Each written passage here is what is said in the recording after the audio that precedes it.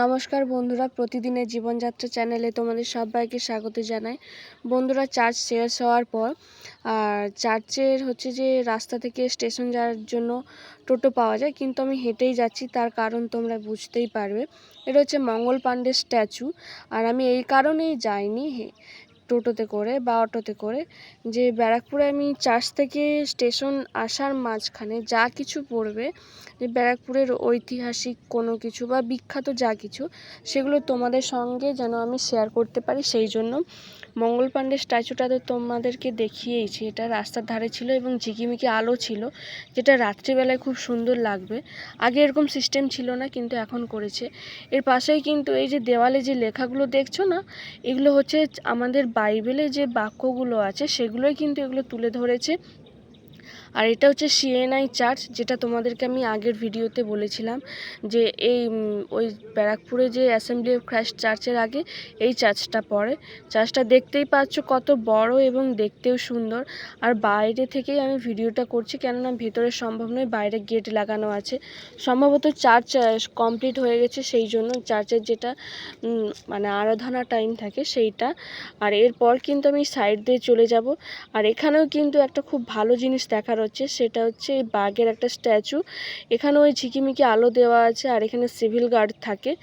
আর একটুখানির জন্য সরে গেছিলো, তাই আমি কিন্তু ভিডিওটা করার সুযোগ পেয়েছি, নয়তো অ্যালাউ করতো না। আর এখানে লেখা আছে যে রয়্যাল বেঙ্গল টাইগার, যেটা তোমরা ভিডিওটা হয়তো জুম করলে দেখতে পাবে। আর এরপরেই কিন্তু আমি চার্চের পেছন দিকে যাচ্ছি। আর এটা যে সিএনআই চার্চ, এখানে লেখা আছে চার্চ অফ নর্থ ইন্ডিয়া।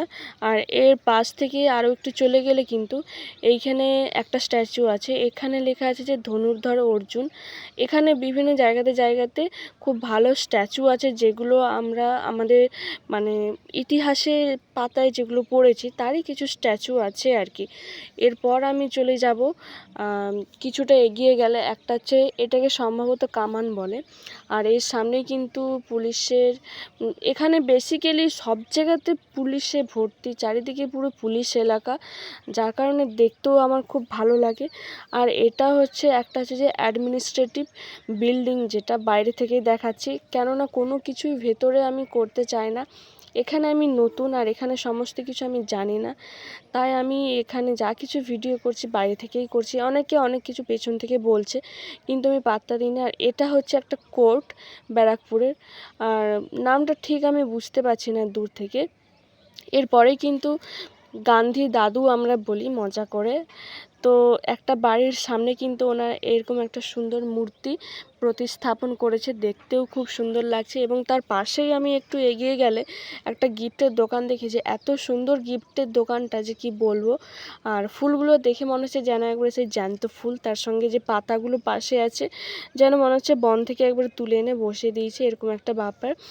আর এরপরে কিন্তু ব্যারাকপুরের সবথেকে বিখ্যাত যেটা, সেটা হচ্ছে দাদা বৌদির বিরিয়ানি, এটা কিন্তু ওর একটা ব্রাঞ্চ। মেন দোকানটা আমি তোমাদেরকে দেখাবো। আর ব্রাঞ্চের এখানে অনেকে খাওয়া দাওয়া করছে, আর অলরেডি একটা হাঁড়ি নিয়ে গেছিলো। আর এখানে কিন্তু খাবারগুলো তৈরি হচ্ছে, ওর পাশেই কিন্তু আছে, খাবারগুলো তৈরি হচ্ছে, তাই তোমাদেরকে আমি ভিডিওর মাধ্যমে শেয়ার করে দেখালাম। এরপরে আসল জায়গাতে তোমরা দেখতেই পাচ্ছ কীরকম ভিড়। রেশন দোকানে যে লাইন থাকে তার 10 গুণ লাইন, প্রচণ্ড ভিড়। কেননা আমি যতবারই এই দিক দিয়ে যাতায়াত করেছি, ভিড়ের শেষ নেই। আর এখন বাজে দুপুর 2টো, তাও কিন্তু মানুষের প্রচণ্ড ভিড়। আর এখানে সামনে অটো স্ট্যান্ড ছিল, যার কারণে কিন্তু অটোর জন্য দেখা যায়নি পুরোটা। আর এই হচ্ছে মেন দোকান, এখানেই মানুষ বিরিয়ানি কিনতেছে, বাট কখনো টেস্ট করে দেখা হয়নি। আর দেখবোই বা কী করে, তোমরা দেখতে পাচ্ছ যা ভিড়, তাই সম্ভব নয়। আর এখানেও মেন দোকানের লাইনটা দেখছো। আর বন্ধুরা, এখানেই আমি আমার ব্লগটা শেষ করছি। দেখা হচ্ছে পরবর্তী ব্লগে। আর আমার ব্লগটা যদি তোমাদের ভালো লেগে থাকে, তাহলে অবশ্যই চ্যানেলটি সাবস্ক্রাইব করো, কমেন্ট করো। আর যারা আমার চ্যানেলটি সাবস্ক্রাইব করেছো, তাদেরকে আমি অসংখ্য ধন্যবাদ জানাই।